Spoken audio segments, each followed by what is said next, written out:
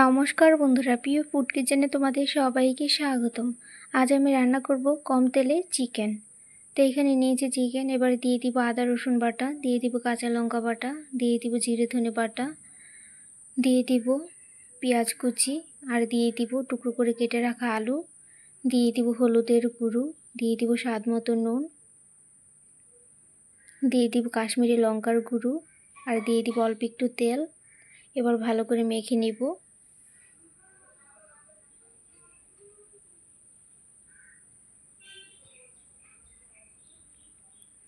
মাখা হয়ে গেছে, এবার 10 মিনিটের জন্য রেখে দিব।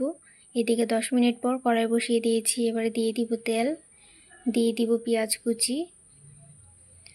অল্প করে তেল দিয়েছি, অল্প তেল খাওয়া স্বাস্থ্যের জন্য খুবই ভালো। এবার পেঁয়াজগুলো ভালো করে ভেজে নেব। ভাজা হয়ে গেছে, এবার দিয়ে দিব মেখে রাখা মাংসগুলো।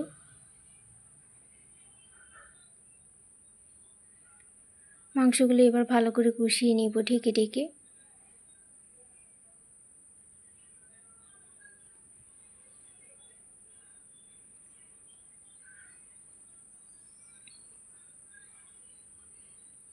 ভালো করে কষিয়ে নিয়েছি। এবার দিয়ে দিব অল্প একটু জল, তাহলে মাংস আর আলুগুলো তাড়াতাড়ি সেদ্ধ হয়ে যাবে।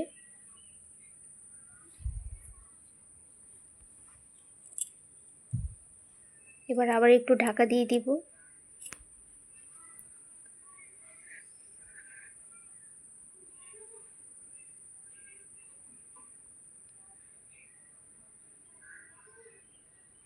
ঢেকে ঢেকে ভালো করে কষিয়ে নিয়েছি। এবার দিয়ে দিব পরিমাণ মতো জল।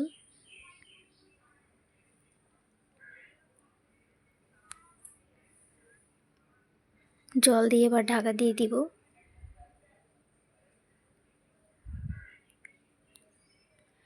এবার ঢাকনা খুলে ঝোলটা ফুটে উঠলে মাংস আর আলুগুলো সেদ্ধ হয়ে গেছে। এবারে দিয়ে দিব গরম মশলা বাটা।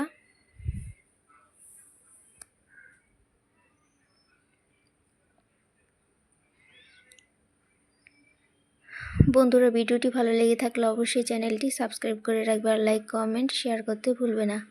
দেখো বন্ধুরা, ঝোলটা শুকিয়ে গেছে, এবার নামিয়ে নেব। দেখো বন্ধুরা, নামিয়ে নিয়েছি, কতটা সুন্দর হয়েছে, আর খেতে তো দারুণ।